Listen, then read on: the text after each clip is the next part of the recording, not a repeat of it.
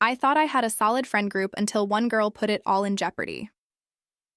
For a long time, I, 20 female at the time, thought I was part of a close-knit friend group, all around the same age as me.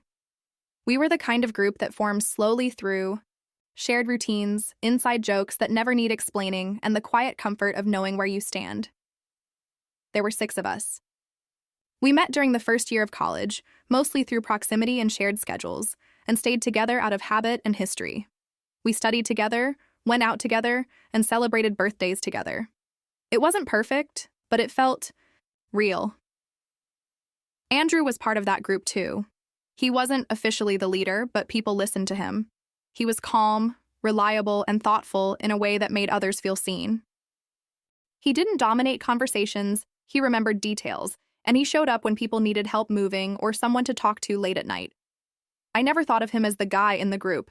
He was just Andrew. And then there was Mara. She joined later. She was a friend of a friend who started tagging along to group events. At first, she seemed harmless, a little loud maybe, but in a way that felt more eager than aggressive. She laughed easily, talked fast, and always seemed to be performing for someone even when no one had asked. I didn't dislike her. In the beginning, I tried to make space for her. I invited her to sit next to me. I included her in conversations.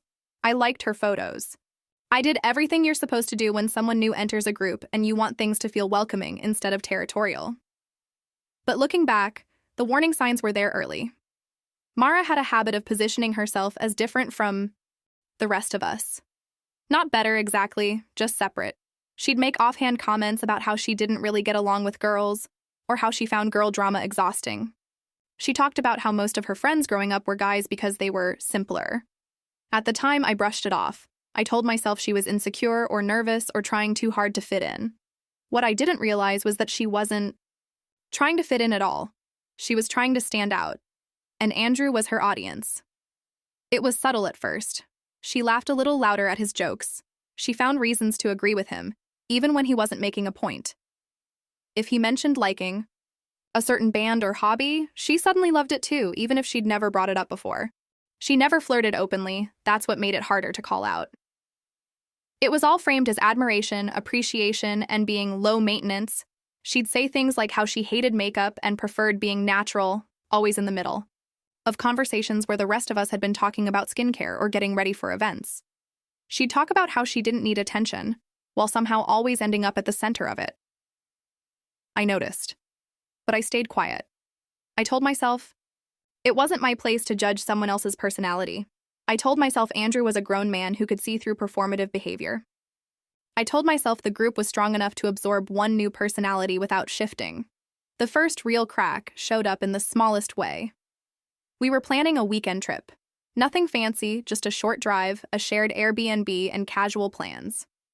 I volunteered to handle the logistics because I'm organized and I don't mind doing that kind of work. I created a shared document, outlined costs, and asked for availability and preferences. Mara responded late and vaguely, as she always did. When I followed up privately, she replied with a message that felt off. Polite on the surface, but dismissive underneath. She told me she was go with the flow and didn't want to get caught up in details and that it wasn't that serious. Later that same day, Andrew mentioned in the group chat that Mara had told him she felt overwhelmed by how intense the planning felt. That was the first time I realized she was talking about me when I wasn't there. I didn't confront her. I should have, maybe. But I didn't want to be dramatic. I didn't want to confirm the stereotype she liked to reference so casually. So, I adjusted. I softened my tone and checked in more gently. I tried to be less visible, less assertive, and less anything that could be twisted into a flaw. And Mara smiled at me like nothing had happened. From that point on, things started to shift in ways that were hard to explain but impossible to ignore. Conversations would stop when I entered the room. Group plans would be discussed in fragments, then suddenly finalized without my input. Inside jokes would reference moments I hadn't been present for. Andrew didn't pull away directly. He was still kind, but there was a new distance there. A hesitation. Mara, on the other hand, grew more comfortable. She started positioning herself as the reasonable, chill one, the girl who didn't need reassurance or validation, the one who wasn't like that. Whenever there was tension in the group, it somehow circled back to me. My tone, my expectations, and my reactions were suddenly under scrutiny. I began to feel like I was on trial for crimes no one could name. The worst part was how alone it felt. No one confronted me directly. No one asked for my side. They just adjusted their behavior. I'd lie awake replaying interactions, wondering what I'd done wrong, wondering when I'd become the problem without realizing it. And Mara was always there, offering support and saying things like how she hated drama and just wanted everyone to feel comfortable. Comfortable without me, as it turned out. The time I realized what was happening, the narrative had already been written, and I wasn't the author. There's a specific kind of frustration that comes from knowing something is wrong but not having proof you can point to. Not a screenshot or a quote. Just a growing sense that the ground beneath you has shifted and everyone else is pretending. It hasn't. That was my reality for months. I started to feel like I was constantly a step behind my own life. Plans would change without me. Group chats would go quiet after I sent a message, only to light up again hours later with decisions already made. When I asked questions, the answers were vague. When I pulled back, no one noticed, except Mara. She noticed everything. She'd messaged me privately, checking in with a tone that felt rehearsed. She told me she hoped I wasn't feeling left out, that she really valued me and she hated when girls turned on each other. Those messages made me feel worse, not better. I started hearing things indirectly. Comments Andrew would make without realizing what they implied. Casual remarks about how the group felt more relaxed lately, how there was less tension, how things felt easier. I started questioning myself in ways I never had before. I wondered if I was controlling or sensitive or if I had somehow become exhausting without noticing. So I did what a lot of people do when they're afraid of being the problem. I shrank. I spoke less. I offered fewer opinions. I stopped volunteering to organize things. I smiled more. I apologized preemptively. But none of it helped. Mara filled the space I left behind with alarming ease. She became the emotional translator of the group. The one who framed situations and who always seemed to understand Andrew best. I noticed how she positioned herself physically too. Always next to him, angled toward him, just close enough to feel intentional. Still, there was no open flirting, no lines crossed that could be clearly defined. Just proximity. She never insulted me directly. Instead, she contrasted herself with an imaginary version of me that grew less flattering with each retelling. She talked about how she didn't get upset over little things and how she believed friendships should be effortless. Effortless in this context meant unchallenging. Found out much later that she'd described me as high maintenance emotionally. That she'd told Andrew she worried I was too invested in the group and that she thought I needed more reassurance than was healthy. Hearing that felt like being misrepresented in a language I didn't speak. I cared about the people in my life. I cared about communication. I cared about not leaving others out. I cared about resolving tension instead of burying it under politeness. But caring had been reframed as neediness, and Mara had positioned herself as the antidote. The breaking point didn't come with a fight. It came with an omission. There was a small gathering. Nothing major, just a casual night in. I found out about it the next day through photos. Everyone was there, but no one had told me. When I asked gently, Andrew said he'd assumed someone else had invited me, that it hadn't been intentional. Mara later messaged me to say she'd thought I needed space. That was the moment something hardened inside me. I realized that no matter how carefully I navigated this, I would always be reacting to a version of myself that existed only in other people's minds. A version shaped by someone who benefited from my silence. I stopped trying to fix it. Instead, I started paying attention. I noticed how Mara spoke for others without being asked. How she framed decisions as collective even when they weren't. How she positioned herself as neutral while quietly influencing outcomes. I noticed how Andrew deferred to her more and more. How he trusted her interpretations and how he absorbed her framing without questioning it. And I noticed how tired I was. Deeply bone-tired of defending my existence in a space that had once felt like home. So, I stepped back fully. I stopped initiating contact. I stopped checking in. I stopped adjusting myself to be palatable. And something interesting happened. The group didn't fall apart, but it didn't thrive either. Without me quietly doing the emotional and logistical labor, things became disorganized. Plans stalled, Misunderstandings lingered, and the ease everyone had praised began to feel like indifference.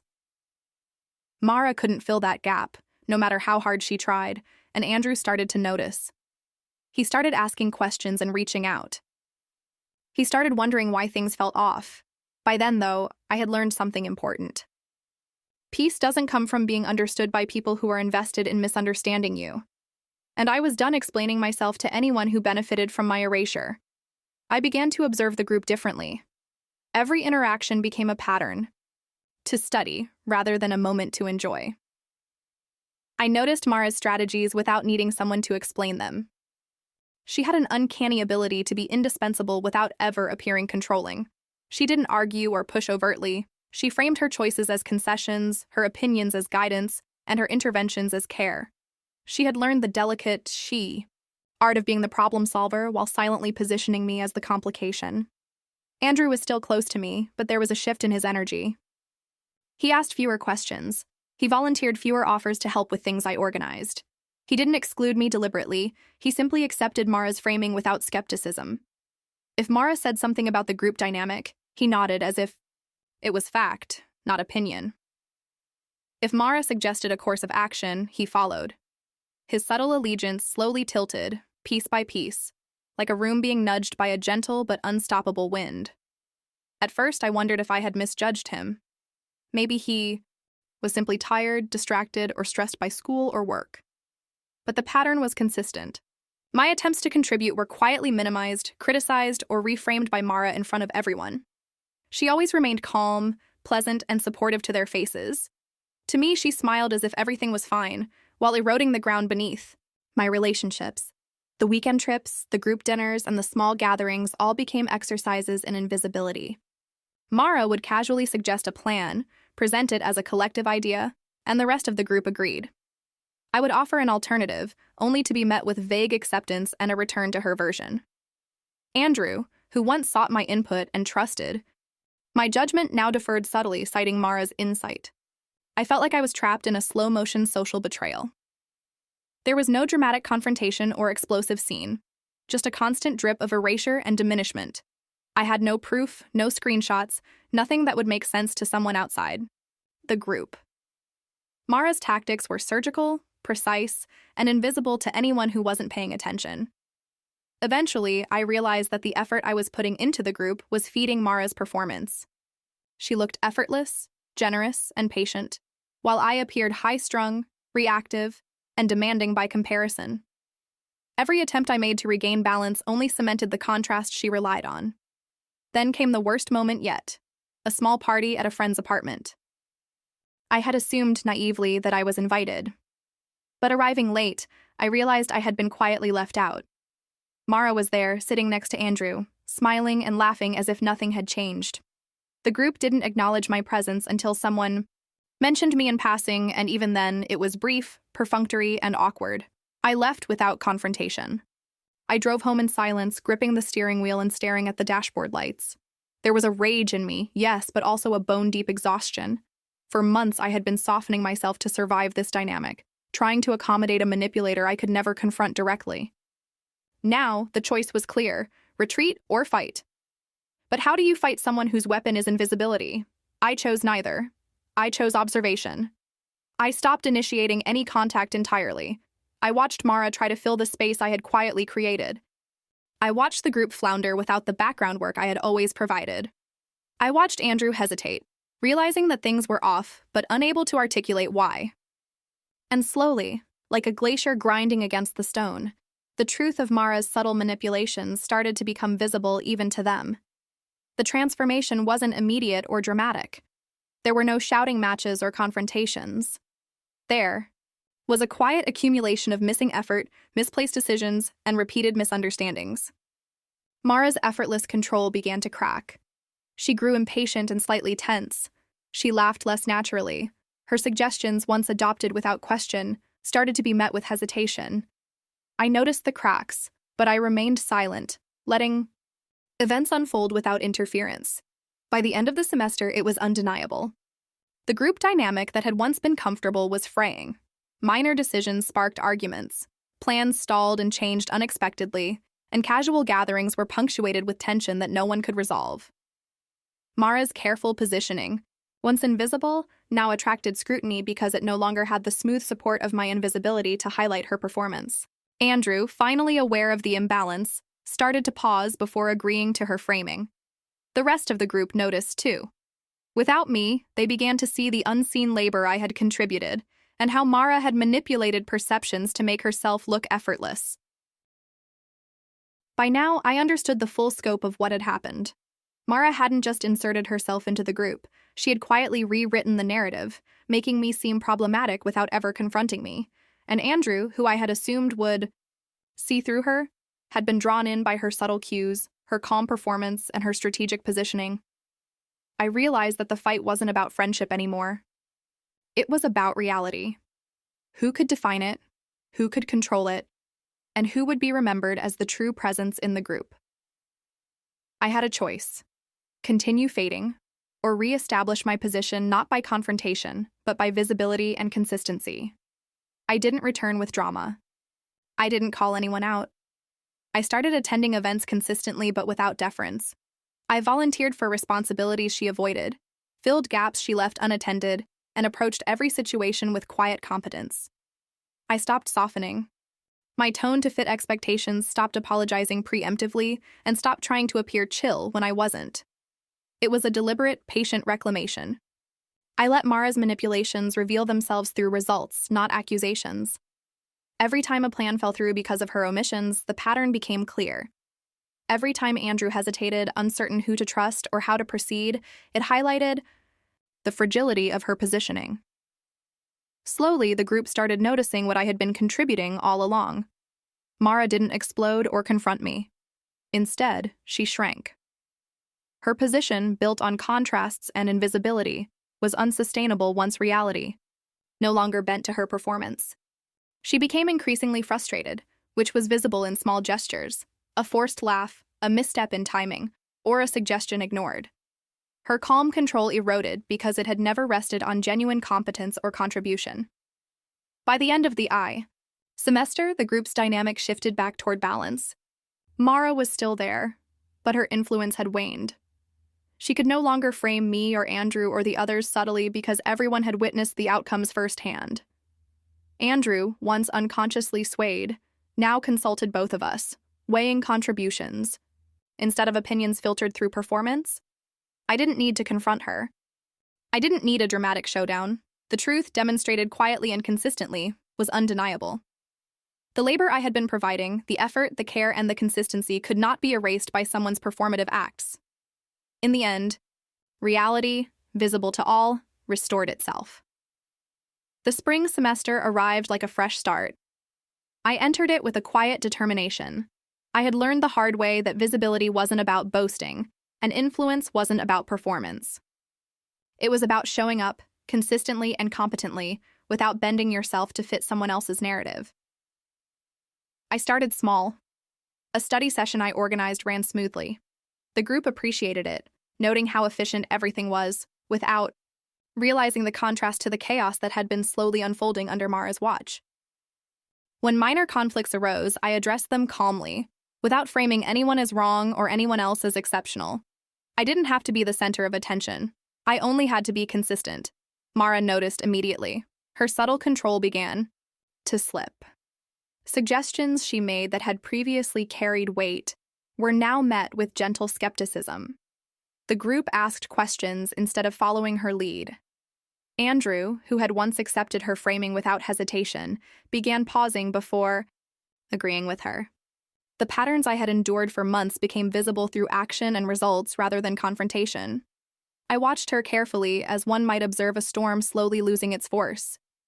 There were moments when she tried to reclaim influence, inserting herself into planning or discussion, only to find her suggestions sidelined. She still smiled and nodded, but the energy had changed.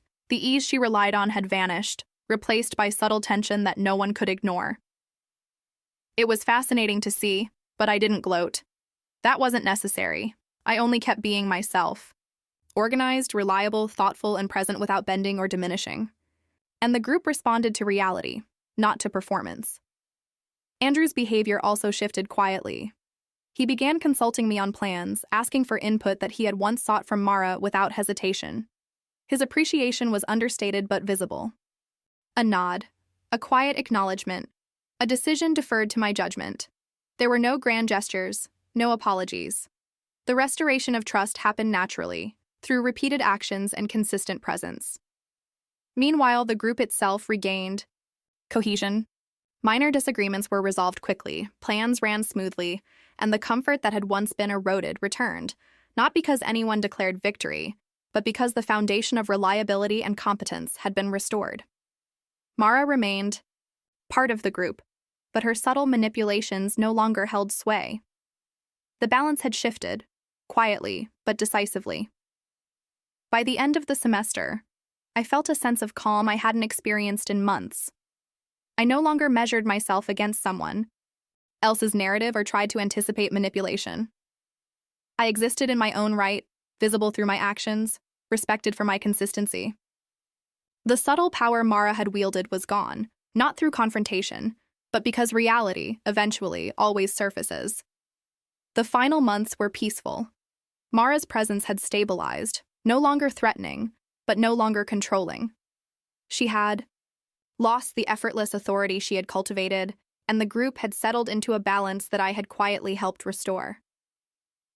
Mara adjusted, no longer the subtle manipulator, but simply another member of the group. She continued to be friendly, sometimes helpful, but she could no longer dominate through performance. The group responded to competence and reliability rather than calculated effortlessness, and the balance remained intact. By the time the academic year ended, the group was genuinely cohesive again. Plans worked.